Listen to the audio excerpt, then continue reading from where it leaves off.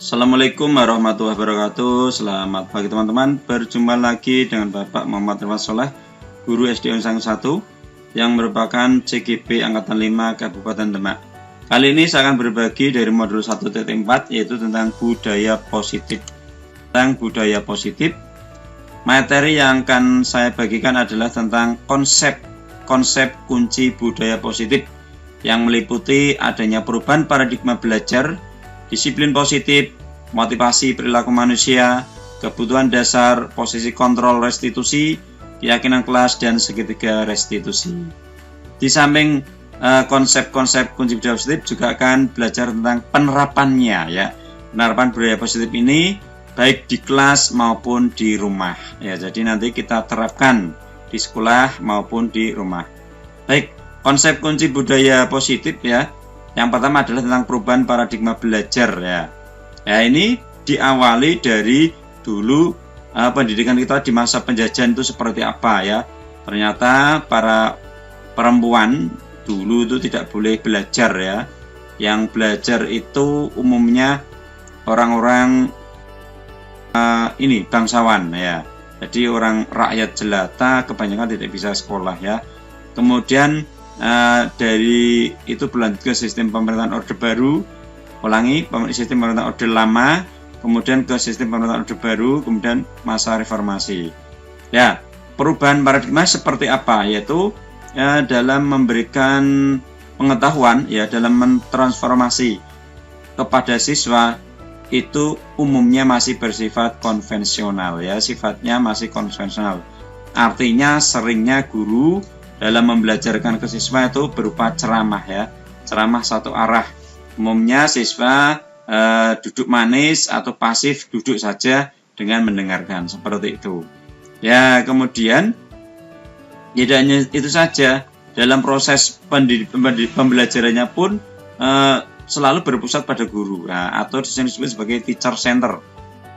Kemudian harus diubah, ya, harus menjadi berpusat pada siswa, learning center, ya. Jadi perubahan paradigma itu kalau sekarang seperti itu. Jadi dulu teacher center, sekarang menjadi learning center, ya, atau student center, ya, berpusat pada siswa, ya. Hal ini diharapkan untuk mampu mendorong siswa bisa terlibat secara aktif dalam membangun pengetahuannya, dalam membangun sikapnya, dan dalam membangun perilakunya, ya. Jadi kesemuanya ini pendidikan itu dipandang sebagai sarana untuk melahirkan insan-insan yang cerdas, ya. Jadi harapannya dengan perubahan paradigma ini yang dari teacher center menjadi student center itu menjadikan siswa-siswa kita menjadi insan yang cerdas, insan yang kreatif, insan yang terampil, kemudian produktif, dan tentu harus berbudi pekerti luhur, ya, itu, ya, sesuai dengan yang sekarang ini profil pelajar Pancasila. Ya, konsep kunci budaya positif berikutnya adalah disiplin positif. Nah, tujuannya disiplin positif di sini adalah untuk menanamkan motivasi yang ketiga, ya. Kita ketahui motivasi itu ada 3, ya. Berikutnya yang seperti apa itu motivasi yang ketiga, yaitu untuk menjadikan orang yang mereka inginkan dan meri diri sendiri dengan nilai-nilai yang mereka percayai, ya. Jadi ini kalau mereka sudah menginginkan dan mereka percaya, ini adalah merupakan bagian dari motivasi ketiga. Ini motivasi ketiga ini bagus sekali, ya, untuk menumbuhkan disiplin positif. Nah, motivasi intrinsik itu kalau datangnya dari dalam itu biasanya berdampak jangka panjang, ya. Kalau motivasi disiplinnya positif ini datangnya internal dari intrinsik siswa, maka dampaknya tuh jangka panjang, ya, karena dia motivasinya ini tidak terpengaruh adanya hukuman ataupun hadiah. Jadi sudah bagus, sudah istilahnya mendarah daging, artinya sudah masuk ke dalam jiwanya. Jadi motivasinya itu dari dalam diri, tidak perlu dari luar, ya. Ini pasti akan berjangka panjang efeknya. Kemudian setelah seperti ini, maka akan menumbuhkan anak-anak siswa berperilaku baik, ya, berperilaku baik dan tentu berlandaskan pada nilai kebajikan, ya. Karena mereka semua itu pasti ingin menjunjung tinggi nilai-nilai yang mereka hargai ya. Hal ini tujuannya adalah untuk mencapai sesuatu yang mulia ya, seperti itu ya. Kalau sudah dari dalam intrinsik ya, berarti nanti maka akan nilai-nilai kebajikan ya, yang timbul dari dirinya, seperti itu. Ya, ini paling bagus sendiri pokoknya kalau datangnya motivasi intrinsik itu adalah bagus ya, tidak dari luar, karena sudah dari dalam sendiri. Nah, seperti itu ya. Ya, masih melanjutkan tentang disiplin positif ya. Itu kalau kita sering mendengar disiplin itu sering dihubungkan dengan hukuman ya. Padahal sesungguhnya berbeda ya. Berbeda karena belajar tentang disiplin positif. Nah, disiplin positif ini itu tidak harus menggunakan hukuman ya. Kalau perlu itu dihilangkan sama sekali. Tidak perlu adanya hukuman karena tadi harapannya sudah timbulnya dari intrinsik ya. Nah, maka hal ini pun dikatakan oleh Bapak Pendirian kita, Bapak Ki Hajar Dewantara, bahwa sesungguhnya di mana ada kemerdekaan, maka disitulah harus ada disiplin yang kuat ya. Jadi ada hubungannya. Kalau ada kemerdekaan maka harus ada disiplin yang kuat ya. Memang seperti itu. Sungguh disiplin itu bersifat self disiplin, yaitu kita sendiri kannya seperti tadi berhubungan dengan intrinsik ya, harus timbul dari dalam diri kita. Jangan sampai ada dari luar, karena kalau dari luar ya berarti nanti timbulnya ini. Maka yang mendisiplinkan kita adalah penguasa lain atau orang lain ya, ini namanya ekstrinsiknya. Dan peraturan demikian itulah harus ada dalam suasana yang merdeka. Ini tulisan Ki Hajar Dewantara, Pemikiran Konsepsi Keteladanan Sikap Merdeka, cetakan 5 tahun 2013 pada halaman 470. Nah, itu ada tulisan dari beliau, Bapak Ki Hajar Dewantara ya. Kita sebagai pendidik, kita semuanya sebagai guru, sebagai pendidik, tujuan utamanya adalah disiplin positif apa? Yaitu ini, menciptakan anak-anak yang memiliki disiplin diri, sehingga mereka bisa berperilaku dengan mengacu pada nilai kebajikan universal ya, kebajikan yang umum, sehingga timbulnya disiplin positif ini dari intrinsik, dari dalam dirinya, bukan ekstrinsiknya. Sekali lagi, tujuan dari penerapan disiplin positif ini adalah untuk membentuk murid kita berkarakter, berdisiplin, santun, jujur, peduli, tanggung jawab. Nah, ternyata hal pentingnya adalah mereka bisa menjadi sebagai pembelajar sepanjang hayat. Nah, itu yang penting seperti itu ya. Nah, berikutnya, konsep kunci budaya positif adalah tentang motivasi perilaku manusia. Ya tadi ya, motivasi perilaku manusia itu ada 3 menurut Dian Goosen. Ya tadi motivasi yang 3 itu yang paling bagus, disiplin positif tadi ya, karena datang dari intrinsik. Lalu apa saja sih motivasi perilaku manusia? Ada 3, yaitu ada 3 ini. Nah, yang pertama ini, untuk menghindari ketidaknyamanan atau hukuman. Ya, kadang-kadang kita atau siswa itu disiplin kenapa? Biar ya, itu yang pertama. Ini paling rendah ini tingkatan yang paling rendah sendiri. Jadi untuk tingkatan motivasi perilaku manusia, kalau yang posisi 1 ini itu adalah tingkat yang paling rendah ya, motivasi yang paling rendah. Mengapa? Karena biasanya orang yang perilakunya ini hanya untuk menghindari hukuman saja atau ketidaknyamanan. Ya, seperti itu. Lalu berikutnya, motivasi perilaku manusia yang kedua adalah untuk mendapatkan imbalan atau penghargaan dari orang lain ya. Kalau ini 1 tingkat lebih tinggi daripada yang pertama ini, untuk menghindari hukuman. Kalau ini sudah tidak hanya itu saja, tetapi ingin mendapatkan imbalan, ingin mendapatkan penghargaan. Nah, seperti itu ya. Jadi ingin dipuji juga, ya, ingin dipuji oleh orang lain, ingin dianggap penting ya, seperti. Nah, itu tingkatan yang kedua. Nah, tingkatan yang ketiga, nah ini tadi yang kita harapkan tadi ya, disiplin positif ya, yaitu untuk menjadi orang yang mereka inginkan dan menghargai diri sendiri ya. Ini merupakan ya, orang yang dengan motivasi ini itu maka dia akan bertanya, akan menjadi orang yang seperti apabila saya melakukannya ya, seperti itu ya. mereka itu melakukan sesuatu karena nilai-nilai yang mereka yakini, ya, yang mereka yakini seperti nanti ya, yang mereka hargai, dan mereka melakukannya karena mereka ingin menjadi orang yang melakukan nilai-nilai yang mereka yakini tersebut, ya, sesuai dengan instruknya tadi ya, dari dalam dirinya sendiri. Nah, motivasi ini akan membuat seseorang memiliki disiplin positif. Nah, disiplin positif karena motivasi berperilakunya bersifat internal dari dalamnya. Nah, ini adalah tiga motivasi perilaku manusia yang diungkapkan oleh Diana Goosen. Nah, seperti itu ya. Konsep kunci budaya positif berikutnya adalah kebutuhan dasar manusia. Ya, kebutuhan dasar manusia itu ada 5. Nah, ini ya.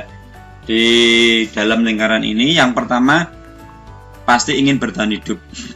Ya, ingin bertahan hidup, kemudian ingin kasih sayang dan rasa diterima, kebebasan, kesenangan, dan penguasaan. Kebutuhan bertahan hidup itu sering disebut sebagai survival ya. Survival adalah kebutuhan yang bersifat fisiologis untuk bertahan hidup, seperti apa? Mendapatkan kesehatannya, mendapatkan rumah dan makanan ya. Juga kebutuhan biologisnya itu kebutuhan bertahan hidup ya. Kemudian kalau yang kasih sayang atau ingin rasa diterima itu meliputi kebutuhan koneksi sosial ya. Kalau kasih sayang maka berhubungan dengan orang lain ya, ini ya, diterima oleh orang lain, maka berhubungan dengan koneksi sosial.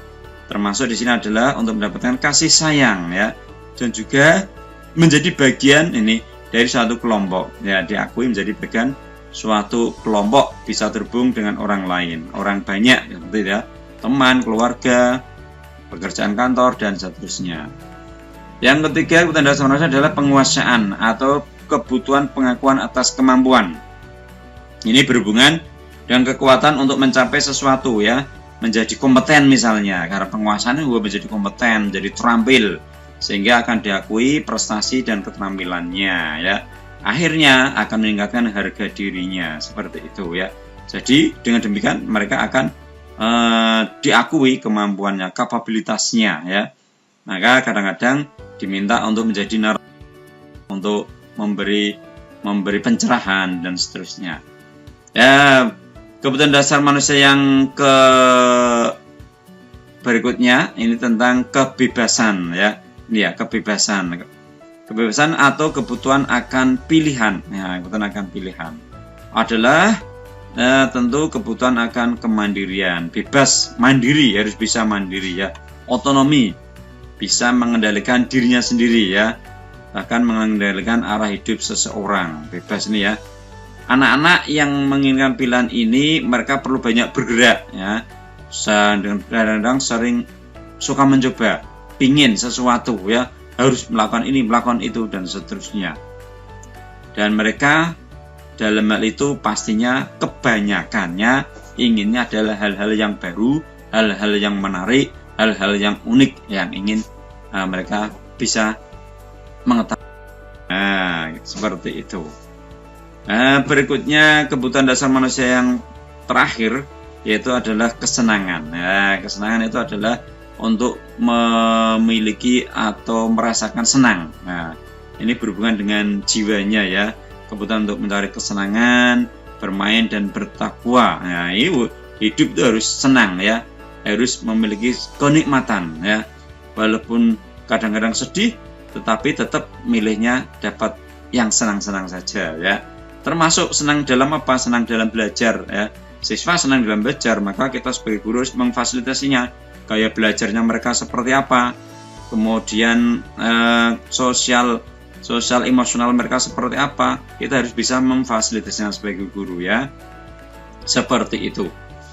Nah, ini adalah kebutuhan kunci tentang kebutuhan dasar manusia. 5-5-nya sudah kita terangkan di sini. Berikutnya adalah tentang 5 posisi kontrol restitusi. Nah, menurut ini Dr. William Glasser dibedakan menjadi 5. 1 penghukum, 2 pembuat rasa bersalah, 3 teman, 4 pemantau, 5 manajer ya. Di antara kelima ini sebaiknya kita sebagai guru bisa ini ya, yang paling bagus adalah menjadi manajer Kalau belum bisa menjadi manajer ya kita menggunakan pemantau dulu, seperti itu. Keterangannya seperti apa dari masing-masing posisi kontrol restitusi ini? Seperti ini ya. Kita perhatikan hukum itu biasanya menggunakan hukuman fisik atau verbal, kata-kata ya. Kadang-kadang ini seperti ini, menunjuk-nunjuk ya, kamu itu, atau bahkan yang ekstrim membawa pendung ini, tongkat dipukulkan dan seterusnya, berupa hukuman fisik itu ya, seperti itu. Hasilnya apa biasanya kalau ya biasanya murid nanti akan memiliki sifat mendendam. Nah, dia akan memiliki mendendam karena telah diperlakukan seperti itu oleh bapak ibu gurunya. Nah, secara gampangnya biasanya dia akan mencoret-coret bukunya seperti itu ya. Kalau yang ekstrim kadang-kadang siswa akan ini nyegat atau melihat motor atau kendaraan yang dimiliki oleh bapak ibu gurunya, kemudian akan digembesi ya, atau digores dan seterusnya, yaitu ekstrimnya. Jadi jangan sekali-kali kita menggunakan hukum, mulai sekarang dihilangkan ya. Zaman sekarang sudah tidak memakai hukuman ya, tidak usah, itu sudah tidak cocok zaman sekarang ya. Berikutnya posisi kontrol restitusi berikutnya adalah membuat rasa bersalah siswa ya. Pada posisi ini biasanya guru akan bersuaranya lebih lembut, ya, lebih lembut. Kemudian yang dia katakan, guru katakan biasanya seperti ini. Ibu sangat kecewa sekali dengan kamu. Nah, seperti itu, dengan lembut, sehingga siswa yang membuat kesalahan akan membuat bersalah, memiliki rasa bersalah. Maka hasilnya apa kalau dengan seperti ini? Maka murid akan merasa bersalah ya, ini ya, bersalah karena telah mengecewakan bapak ibu gurunya, telah berbuat yang tidak semestinya ya. Maka jangan sekali-kali kita membuat mereka bersalah ya, karena ini dapat menumpahkan rasa amarahnya ya. Kadang-kadang ini malah bisa menjadikan dia tidak berbahagia ya, hatinya tidak bahagia, sehingga memiliki emosional yang tidak stabil, bisa meletus amarahnya setiap saat ini ya. Seperti itu kalau kita kontrol restitusi sebagai pembuat rasa bersalah. Kontrol restitusi berikutnya adalah yang ketiga, yaitu sebagai teman. Nah, kalau sebagai teman ini ya pasti guru tidak akan menyakiti muridnya, tetapi hanya mengontrol melalui persuasif. Nah, persuasif ya. Biasanya yang diungkapkan, dikatakan oleh guru adalah seperti ini. Ayo bantulah demi bapak ya. Nah, ayo bantulah demi ibu ya. Ya, sekira seperti itu. Maka hasilnya apa kalau kita sebagai teman, guru sebagai teman, maka ya siswanya akan merasa senang ya. Maka siswanya akan senang. Kemudian ada sisi negatifnya tentu ya, yaitu murid akan menjadi tergantung pada guru tersebut, karena dia akan mengandalkan guru tersebut. Kalau dengan bapak guru A, saya seperti ini tidak, nanti akan dibantu malah seperti itu. Ya, jadi mulai sekarang kita juga jangan terlalu menjadikan teman, karena nanti siswa tidak terlalu meremehkan, paling tidak apa-apa seperti itu ya. Berikutnya kontrol restitusi berikutnya adalah sebagai pemantau. Ya, ini yang diharapkan minimal kita sebagai pemantau. Pemantau itu artinya mengawasi ya. Kita bertanggung jawab atas perilaku orang-orang yang kita awasi, siswa yang kita awasi ya, atas peraturan-peraturan yang ada. Ya. Kemudian dengan menggunakan sanksi, siswa atau guru itu dapat memisahkan hubungan pribadi dengan murid ya, seperti itu. Jadi kita sebagai pantau saja, sehingga kalau sebagai pemantau kata-kata yang diucapkan pada siswa adalah seperti ini. Anakku, muridku, peraturannya apa? Kamu lakukan itu ya. Jadi sambil mengingatkan ada peraturannya. Jadi kalau membuang sampah sembarangan, itu sudah ada peraturannya, tidak boleh membuang sampah sembarangan. Maka hasil dari pemantau apa? Murid akan memahami konsekuensi yang harus dijalankan karena telah melanggar salah. Ya, jadi tahu konsekuensinya. Kalau melakukan kesalahan tadi, ya dia akan misal membuang sampah sembarangan tadi, dia akan mengambilnya lagi, seperti itu ya. Seperti itu. Jadi dia akan tahu konsekuensinya, apa yang dilakukan, apa konsekuensinya, dia akan menjadi tahu. Ya, seperti itu, bersifat pemantau. Ya, posisi kontrol institusi yang terakhir yaitu sebagai manajer. Nah, ini yang terbaik di antara posisi kontrol yang ada ya. Harapannya kita sebagai manajer ya. Seperti apa manajer itu? Manajer adalah posisi di mana guru berbuat sesuatu bersama dengan murid, mempersilahkan murid mempertanggungjawabkan perilakunya. Nah, ini ya, siswanya kalau melakukan sesuatu harus bertanggung jawab. Apa yang dilakukan harus dipertanggungjawabkan. Nah, kemudian mendukung murid agar dapat menemukan solusi atas permasalahannya sendiri. Kalau siswa ada masalah, kita memfasilitasi agar bisa atau memberi pencerahan atau memancing atau memantik siswa dapat menyelesaikan permasalahannya sendiri. Ya, itu sebagai seorang manajer itu seperti itu. Jadi ini akhirnya menjadi siswa berpikir kritis ya, karena bisa menyelesaikan masalahnya sendiri ya. Makanya ini yang kita harapkan, orang guru itu menjadi manajer ya. Nah, ini karena nanti seorang manajer berarti murid siswa kita juga akan diajak bisa menganalisis kebutuhan dirinya ya, maupun kebutuhan orang lain, seperti itu. Sehingga yang sering dikatakan sebagai seorang manajer ini, apa yang kita yakini ya, segala sesuatunya harus kembali ke keyakinan kelas. Di awal pembelajaran, di awal pertemuan harus ada keyakinan kelas, kesepakatan kelas, kemudian jadi keyakinan kelas. Yaitu keyakinan kelas itu berupa abstrak, namun dia harus dijalankan. Nah, itu seperti itu ya. Maka hasilnya apa? Hasilnya dengan posisi manajer ini, guru akan mengembalikan tanggung jawab pada murid untuk mencari jalan keluar permasalahannya ya. Tentu guru akan membimbingnya ya. Yang jelas mereka bisa mencari jalan keluarnya. Nah, ini level yang tertinggi untuk posisi kontrol restitusi, seperti itu. Nah, konsep kunci budaya positif selanjutnya adalah tentang keyakinan kelas. Ya, keyakinan kelas. Keyakinan itu apa tuh keyakinan ya ini?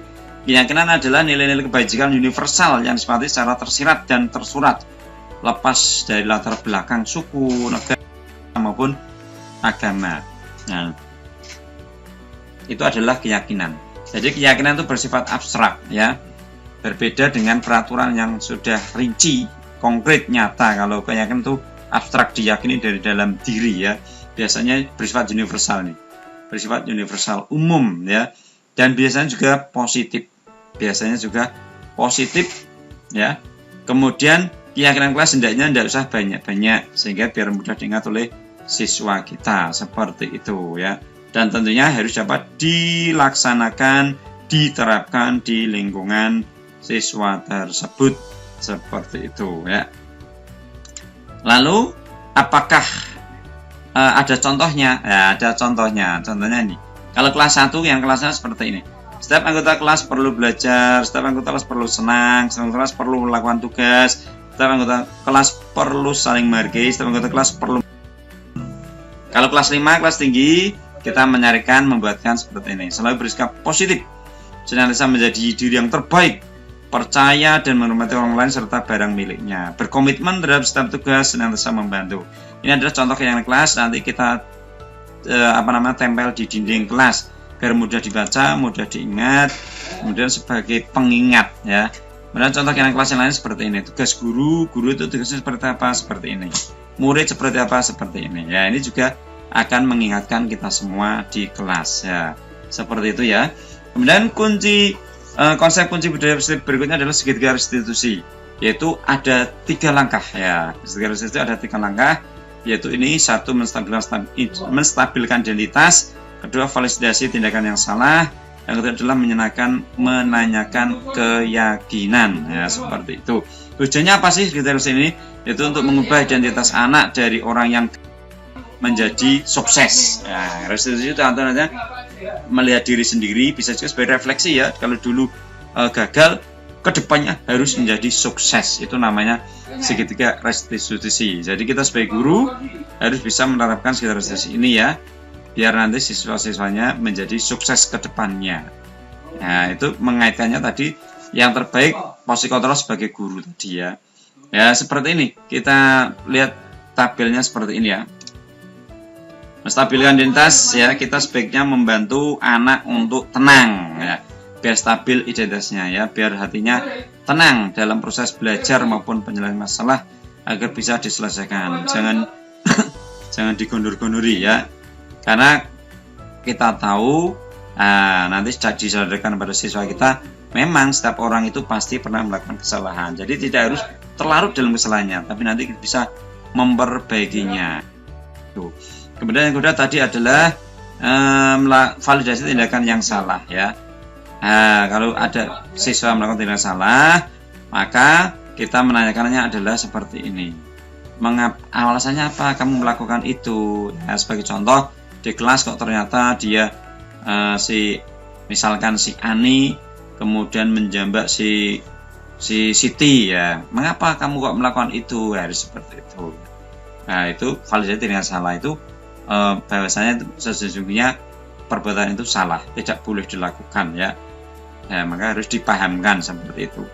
Dan yang ketiga adalah menanyakan keyakinan ya. Tadi harus dihubungkan dengan keyakinan kelas ya, yang telah disepakati bersama. Jadi akan menanyakan keyakinan biar dia akan ingat kembali, oh yang dilakukan itu salah. Seperti itu ya. Itu nama rangkaian dari segitiga restitusi.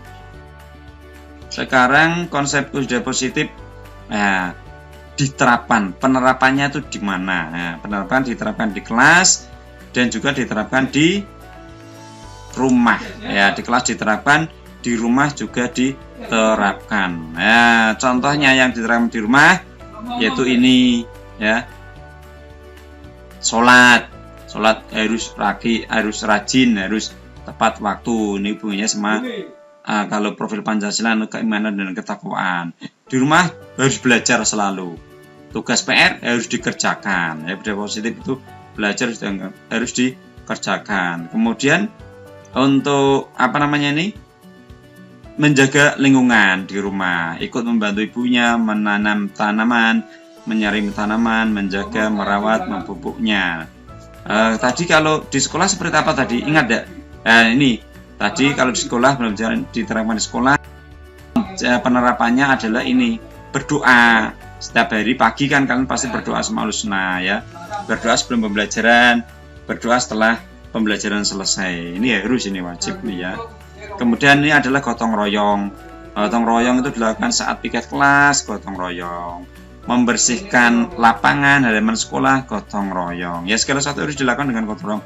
Kerja kelompok, gotong royong. Misalnya ada tugas project itu juga harus gotong royong. Nanti biar cepat selesai, karena segala sesuatu dilakukan dengan gotong royong, maka akan lebih cepat selesai, akan lebih mudah selesai, akan lebih mudah dikerjakan.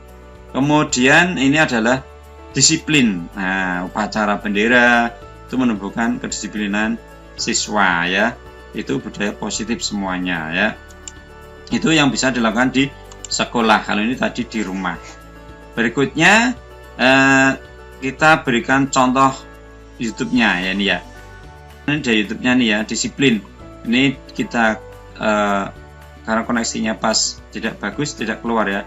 Nanti ada. Kalau pas bagus nanti akan keluar teman-teman ya. Itu tentang disiplin upacara bendera.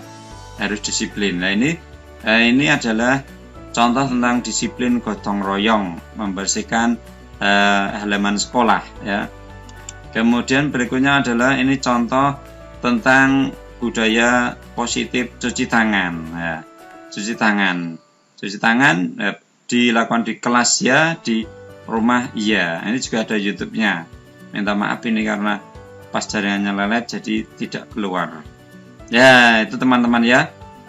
Konsep kunci budaya positif dan penerapannya kaitannya dengan budaya positif yang kita kembangkan di sekolah, di rumah. Ya, mudah-mudahan budaya positif ini bisa kita laksanakan, bisa kita lakukan dengan sepenuh hati, dari dalam, dari intrinsik, dari internal, sehingga akan memberi kemanfaatan, keberlanjutan yang luar biasa.